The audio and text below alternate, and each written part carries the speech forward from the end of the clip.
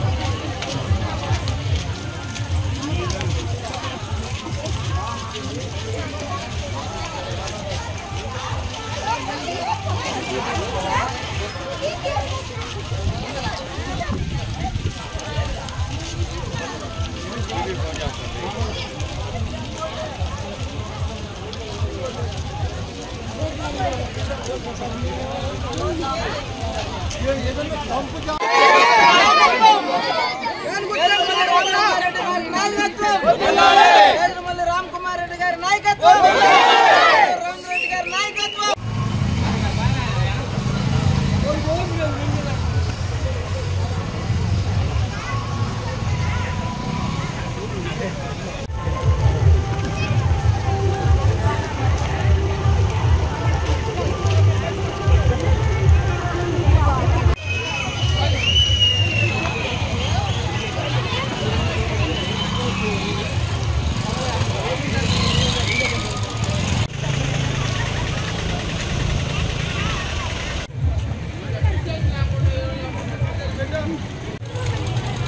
Bro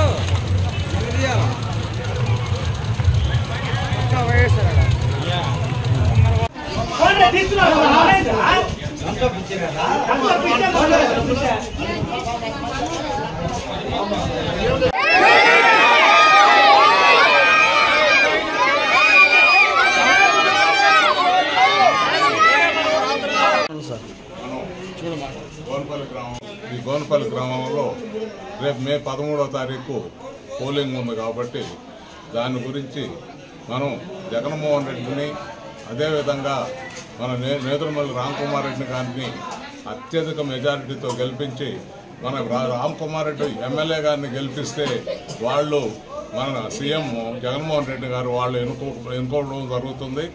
అదేవిధంగా ఇప్పుడు ప్రతిపక్షాలు మనం వాలంటీర్లని జగన్మోహన్ రెడ్డి గారు పెట్టి ముసలి వాళ్ళకి అందరికీ తెల్లవారుతామని పోయి ఇంటికి చేర్చడం, పెన్షన్ ఇంటికి చేర్చడం జరుగుతుంది.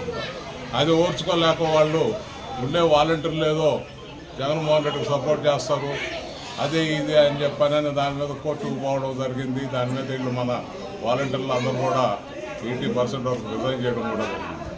ఈరోజు మళ్ళీ అదే చంద్రబాబు నాయుడు వీళ్ళు మేము కూడా రేపు మా గవర్నమెంట్ వస్తే మేము కూడా ఈ పథకాలు కంటిన్యూ చేస్తాము, వాలంటీర్లని మళ్ళీ పెట్టుకుంటాము అనేది మేము జీతాలు పెంచుతామని చెప్పి కూడా చెప్తున్నారు.